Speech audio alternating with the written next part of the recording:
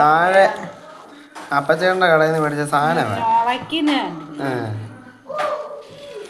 അതിനകത്ത് ചെള്ള് 5 കിലോ അരി നിങ്ങൾ കാണണം. വെള്ളയരി 235 രൂപ. 235 രൂപ റേറ്റിന് തന്ന സാധനമാണ് ഈ കാണുന്നത്. ഇതിനകത്ത് തുറക്കുമ്പോൾ ഇതാ ചെള്ള് പോകുന്നുണ്ട്. അതിനകത്തുള്ള മണ്ണിരല്ലടാ, അത് അട്ടയാ, ചെറിയ അട്ട. ഇതാണ് കാഴ്ച. ഗൈസ്, ഞാനിപ്പോൾ ഈ ആദ്യം ഇട്ടേക്കുന്ന വീഡിയോ എന്ന് പറയുന്നത് ഞങ്ങളൊരു സാധനം കാണണം. അപ്പം ഞാൻ വീട്ടിലൊട്ടും അരിയില്ലാഞ്ഞിട്ട് കടയിൽ പോയി മേടിച്ചാണ് ഗൈസ്. അപ്പം വീട്ടിൽ വന്നിട്ട് അരി തുറന്ന് നോക്കുമ്പോൾ ഇതാണ് അരിക്കാത്ത അവസ്ഥ. എന്ന് വെച്ച് കഴിഞ്ഞാൽ നമുക്ക് ഒരു സാധാരണ ഒരു വീട്ടുകാരനല്ല, ഒരു കുടുംബക്കാരന് വീട്ടിലോട്ട് സാധനം മേടിക്കാൻ പോലും പറ്റാത്തൊരവസ്ഥയായി. ഒരു സാധാരണക്കാരന് എന്ന് വെച്ച് കഴിഞ്ഞാൽ നമ്മൾ മെയിനായിട്ട് ഇതിനകത്തൊന്നും കയറി റിയാക്റ്റ് ചെയ്യാത്തതുകൊണ്ടാണ്. അതാണ് മെയിനായിട്ട് ഉള്ള പ്രശ്നം. ഞങ്ങളുടെ തൊട്ട് താഴെ അടുത്തായിട്ടുള്ളൊരു കടയാണ്. കടയുടെ പേരൊന്നും ഞാൻ പറയുന്നില്ല.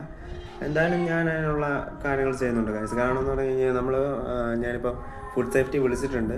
അപ്പം അടുത്ത് തന്നെ ഞാൻ അതിൻ്റെ ഒരു കംപ്ലയിൻറ്റ് രജിസ്റ്റർ ചെയ്യും. കാരണം ഇതങ്ങനെ വെറുതെ വിട്ടാൽ പറ്റില്ല ഗൈസ്. കാരണം എന്ന് പറഞ്ഞാൽ ഇപ്പം നമ്മുടെ ഒരു തലമുറ എന്ന് പറഞ്ഞു കഴിഞ്ഞാൽ ഇൻ്റർനെറ്റും കാര്യങ്ങളും എല്ലാം നമുക്കുണ്ടെങ്കിലും നമ്മളെക്കാളിലും താഴ്ന്നവർ കാണും.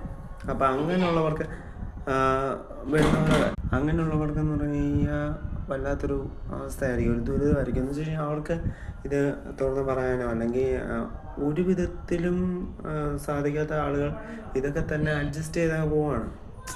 നമുക്കങ്ങനെ അഡ്ജസ്റ്റ് ചെയ്യേണ്ട കാര്യം എന്താണ് ഗൈസ്? എന്ന് വെച്ച് കഴിഞ്ഞാൽ നമ്മൾ പൈസ മുടക്കി നമ്മൾ ഒരു സാധനം മേടിക്കുമ്പോൾ നമ്മൾ അതിൻ്റെ ക്വാളിറ്റി കൃത്യമായിട്ട് ചെക്ക് ചെയ്യണം.